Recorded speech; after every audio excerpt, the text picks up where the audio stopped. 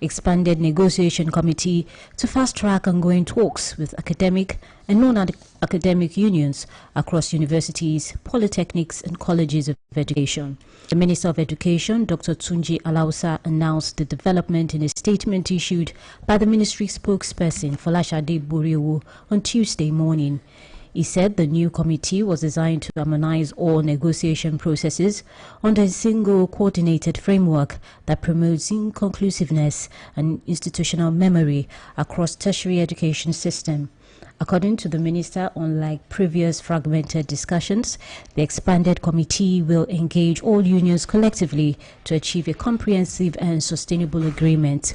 The minister also appealed to all academic and non-academic unions to cooperate fully and respond promptly to the committee's engagements.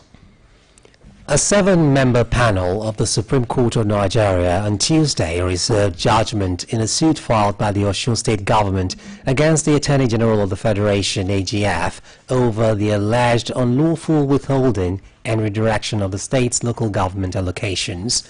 The panel, presided over by Justice Uwani Abaji, reserved judgment after hearing final arguments from counsel representing both parties, Musbawa Detsumbi, SAN, for Osun State, and Chief Akin Olujimi, SAN, for the AGF.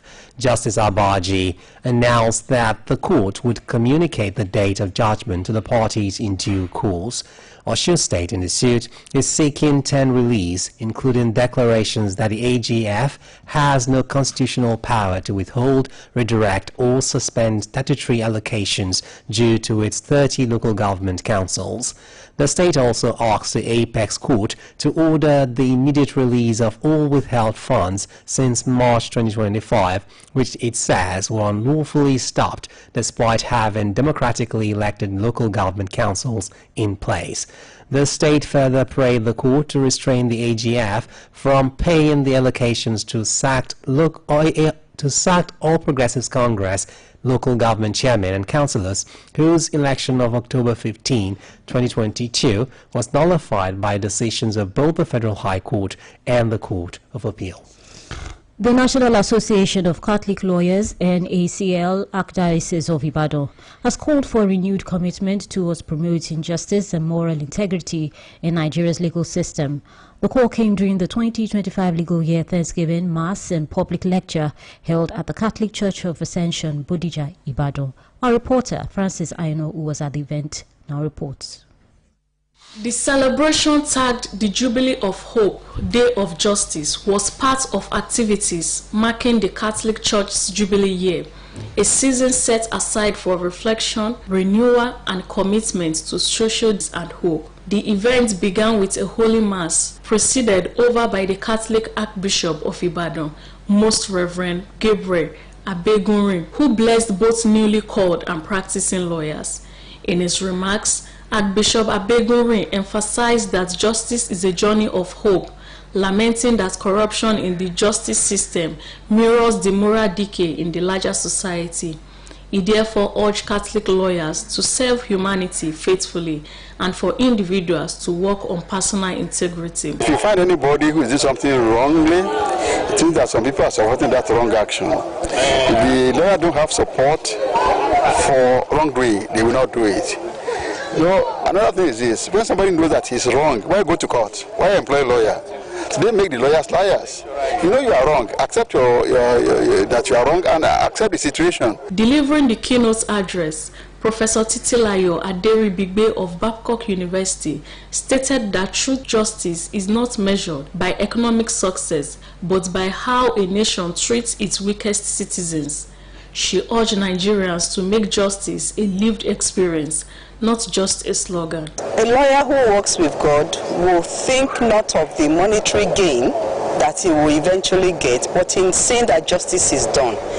And in seeing that justice is done, the best way in which he can do that is by knowing that there's a God who's going to ask him to account. So if you see somebody who does not have the money to actually pay for your services, you can do pro bono services for him. Earlier in his welcome address, the national president of the association, Mr. Edward Oga, reaffirmed that hope still exists for Nigeria's justice system if lawyers uphold fairness and righteousness through Christ. For every one of us, not just as Catholics, not just as Christians, but as lawyers that God has called us into this profession, to be witnesses of the gospel in our practice. Everywhere we find ourselves, whether on the bench or in legal practice or corporate services, wherever we find ourselves, let us be witnesses of the gospel. Also speaking, President of the Ibadan chapter of the National Association of Catholic Lawyers, Mr. Michael Agbolade, and Chairman of the Planning Committee, Mr. William Tijani, noted that injustice cuts across all human activities, stressing the collective responsibility of all stakeholders in building a just society. Justice is not one-way traffic.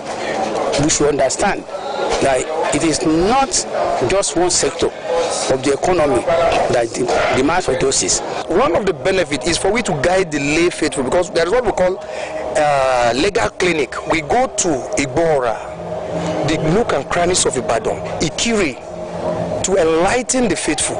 Immediately after church, we tell them to wait. Do you know your rights on how to purchase land? We'll deal with that. Then domestic violence, we try to curb them. We taught them law. The event, chaired by retired Justice Peter Ige, also featured a panel discussion on the role of justice in promoting hope and stability, a book launch titled The Legal Guide for Catholic Faithfuls, as well as award presentations and group photographs.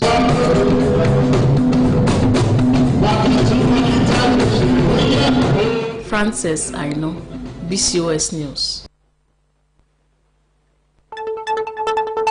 PSC has introduced a whistleblowing policy to curb malpractices in the recruitment process of the Nigeria Police Force (NPF), encouraging Nigerians to report any cases of bribery, fraud, or unethical conduct during police recruitment exercises. In a statement issued by the head of Press and Public Relations, Ikechukwu Ani, the Commission said the new policy aims to ensure transparency, fairness, and merit-based recruitment into the police force. According to the PSC, the whistleblowing mechanism establishes a secure and confidential challenge for members of the public to report cases of corruption, fraud, and malpractice observed during the recruitment process. The policy, the Commission noted, aligns with President Bola Tinubu's Renewed Hope agenda, which emphasized building a credible, professional, and trustworthy police force. The PSC added that Nigerians are encouraged to report acts such as solicitation or acceptance of bribes in exchange for recruitment slots or preferential treatment, manipulation of test results, falsification of credentials, sexual harassment, extortion, ghost candidates, and impersonation during examinations or screenings. The PSC assured Nigerians that all reports will be treated with utmost confidentiality and whistleblowers will be protected from victimization, intimidation, and retaliation in accordance with the Nigerian laws.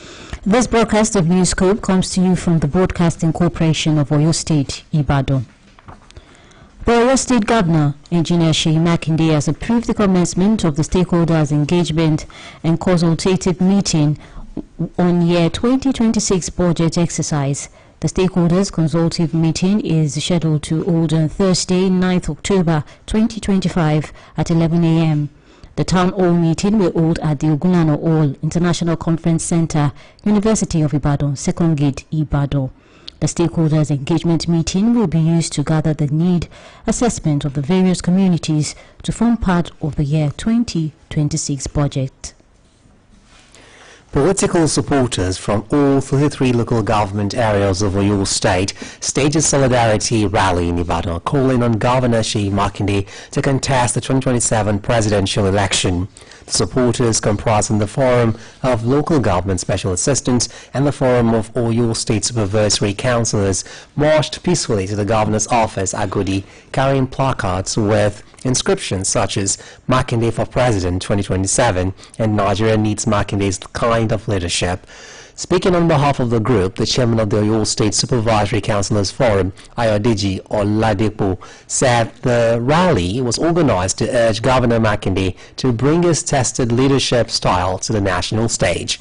He added that the supporters would continue to mobilize more Nigerians within and outside the state to persuade the governor to join the 2027 presidential race. Receiving the group on behalf of the governor, the deputy governor, Barrister Oluyole, commended the supporters for their show of loyalty and confidence in Governor Makinde's leadership. Lawal said the governor has significantly raised the standard of governance in Oluyole State and possesses the qualities needed to provide effective national leadership. He assured the crowd that their message would be conveyed to the governor and expressed optimism that Governor Makinde would give their request due consideration. The Oyo State Governor, Engineer Seyi Makinde, has reaffirmed his administration's commitment to continuously support and encourage the Shooting Star Sports Club 3SC of Ibadan. The governor made this pledge during the Week 7 fixture of the Nigerian Professional Football League between Shooting Stars of Ibadan and Plateau United of Jos. Details of the match played at the Lekon Salami Stadium, Adamasingba, Ibadan, are presented by the Governor's Office correspondent, Oluyole Sulaiman.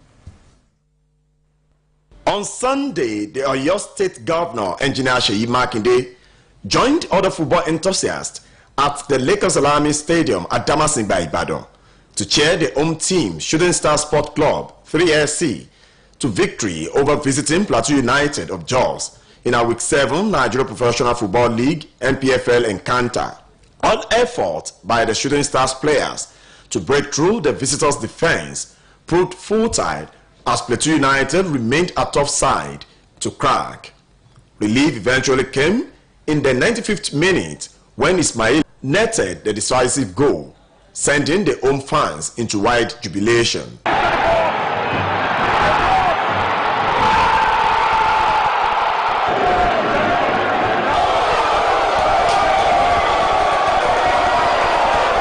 Speaking after the thrilling encounter, Governor Seyi Makinde commended the players for their determination and noticeable improvement, pledging continuous government support and encouragement for the club. They just need to keep going at it. No retreat, no surrender. No, you should be expecting an improved team as we move along. We encourage them to even put in more. The jubilant governor, who was unable to hide his excitement, walked over to the Shooting Star Supporters Club and players to personally express his appreciation. On the entourage of the governor were the Speaker of your State House of Assembly, Right Honorable Adebo Ogundoyin, the Head of Service, Mrs. Olubomi, the PDP Deputy National Chairman, South, Ambassador Taufik Alakpaja, commissioners, and other top government functionaries. Oluyole Sulaiman, BCS News. Let's now go over to our sports studio for the latest updates from the exciting world of sports with Victor Opone.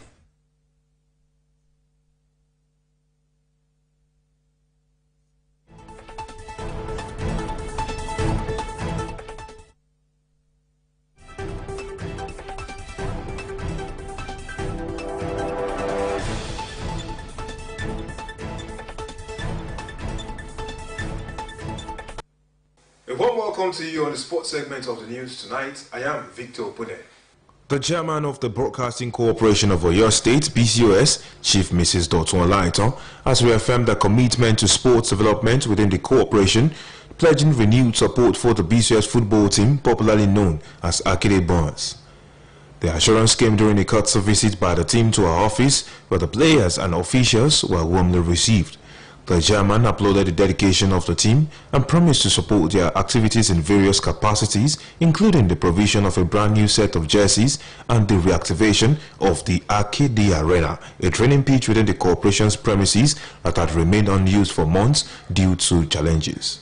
Chief Mrs. Dotun Olaitan expressed optimism about the team's future and emphasized the corporation's continuous encouragement for youth engagement, teamwork, and talent development through sport. Invented all sorts of encroachment on that place just because we play football there. clear to everybody. But rest assured, that place will have is devoted to BCOS Akede Bombers.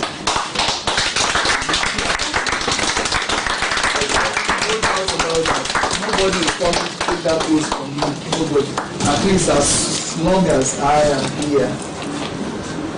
So you keep playing, keep scoring, and keep beating them.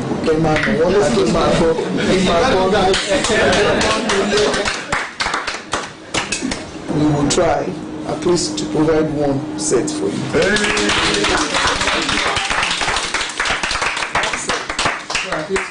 Now you have tried, you have put all resources to provide one for yourself.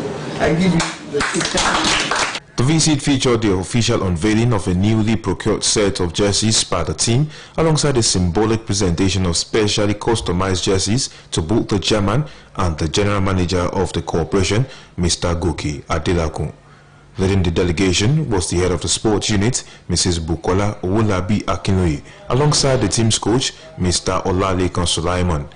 Also in attendance was the Director of News and Current Affairs, Mrs. Bumi Oyedemi, as well as members of the Akere Bombers squad. Thank you for joining us. It's a wrap on the sports segment of the news. Over now to the main desk for the rest of the news.